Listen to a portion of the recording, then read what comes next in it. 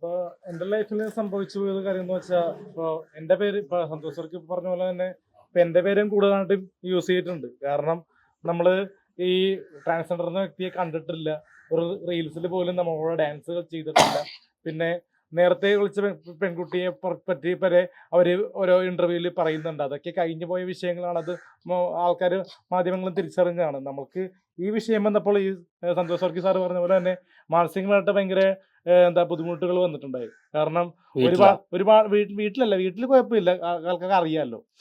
പക്ഷേ ഈ വീട്ടിന്റെ പുറത്തിറങ്ങുമ്പോൾ നാട്ടുകാരുണ്ടാവുമല്ലോ, നാട്ടുകാരും പിന്നെ നമ്മുടെ കുടുംബ യൂണിറ്റിന്റെ ആൾക്കാരൊക്കെ നമ്മളെ മോശം കണ്ണിൽ നോക്കാൻ തുടങ്ങി. ശരിക്കല്ലേ? അപ്പൊ മോശം കണ്ണിൽ നോക്കാൻ തുടങ്ങിയപ്പോ നമുക്ക് ആപ്പാട് ഒരു സങ്കടപരമായിട്ട് തോന്നി. മനസ്സിലായോ? അപ്പോൾ നമ്മുടെ നമുക്ക് ഒരുപാട് 10,000 ലേഡീസ് അധികമാരുണ്ട് ഇൻസ്റ്റാഗ്രാമിൽ. അപ്പൊ അവര് പോലും താങ്കൾ ഇത്തരക്കാരനാണെന്നോ, താങ്കൾ ഇങ്ങനെ കെട്ടിയിട്ടൊക്കെ പിടിപ്പിക്കുമെന്ന് ചോദിക്കണ്ടായി. അപ്പൊ എനിക്ക് പറയാനുള്ളത്, ഒരു പട്ടിയെ പോലും പേടിയുള്ള ആളാണ് ഞാൻ. കാരണം നമ്മള് ഇപ്പോ ഒരുപാട് എൻ്റെ ഇന്റർവ്യൂ എടുത്ത് നോക്കിയാൽ അറിയാം, ഒരുപാട് ലേഡി ആങ്കർമാരാണ് ഉള്ളത് എൻ്റെ കൂടെ വർക്ക് ചെയ്തിട്ടുള്ളത്. അപ്പോൾ അത് മാത്രമല്ല, നമുക്ക് ഒരുപാട് എന്താ പറയാ, ഫോൺ നമ്പേഴ്സും നമ്മുടെ കയ്യിലുണ്ട്. ഇപ്പൊ ഈ ട്രാൻസ്ജെൻഡർ എന്ന് പറഞ്ഞ വ്യക്തിയുടെ ഫോണിലേക്ക് ഒരു കോളോ, ഒരു ഓഡിയോ കോളോ, വീഡിയോ കോളോ ചെയ്തിട്ടില്ല. അവർ പറയുന്നത് ഞാൻ നഗ്നനായിട്ട് എൻ്റെ യൂറിൻ കാണിച്ചെന്നാണ് പറയുന്നത്. അത് മാനസികമായിട്ട് തെറ്റാവുന്ന രീതിയിൽ പറയാം. എനിക്കങ്ങനെ കാണിക്കേണ്ട ആവശ്യമില്ല. അതും ഒരു ട്രാൻസ് വുമന്റെ കൂടെ പോയിട്ട് കാണിക്കേണ്ട ആവശ്യമില്ല. കാരണം ഇത്രത്തോളം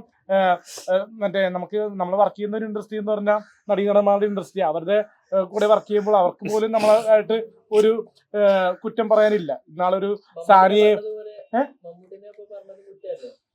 മമ്മൂക്ക സാറിനെ പറഞ്ഞത് അത് തെറ്റായിപ്പോന്ന് എനിക്ക് പലപ്പോഴും തോന്നിയിട്ടുണ്ട്. കാരണം മമ്മൂക്ക സാറിന്റെ ഒരു അനന്തവനൊക്കെ അത് അറിഞ്ഞ, മക്ബൂൽ സൽമാനൊക്കെ നമ്മുടെ ഒരു ഫ്രണ്ട് പോയി അറിഞ്ഞു. അത് പിന്നെ കുഴപ്പമില്ലെന്ന് പുള്ളി പറഞ്ഞിരുന്നു.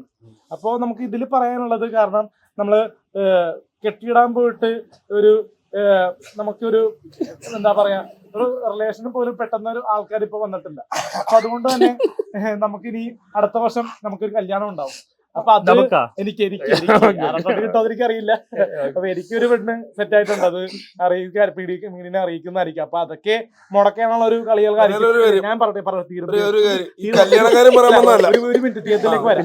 പരാതി ഉണ്ടായിരുന്നു, ആ പീഡനക്ക് ആ ഫോട്ടോ എടുത്ത പുള്ളിയുടെ ഫോട്ടോ ചെറുതായി പോയാണ്. ചെറുതായി പോകുന്നല്ല, പുള്ളിയുടെ ഫോട്ടോ കുറച്ച് വലുതായി കാണിച്ചു.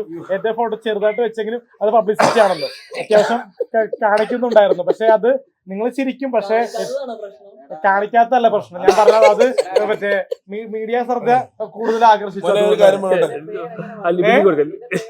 കാരണം ബ്രൈറ്റിന്റെയും വിനീതിന്റെയും ഫോട്ടോ നിന്റെ ഫോട്ടോ ഇല്ലായിരുന്നോ? നിന്റെ ഫോട്ടോ വെച്ചുള്ള നിന്റെ ഫോട്ടോ ഇല്ലായിരുന്നു, ചാനലിലായിരുന്നു നിന്റെ ഫോട്ടോ. നിന്റെ ഫോട്ടോ ചാനലിലായിരുന്നു, നിന്റെ ഫോട്ടോ വന്നില്ല.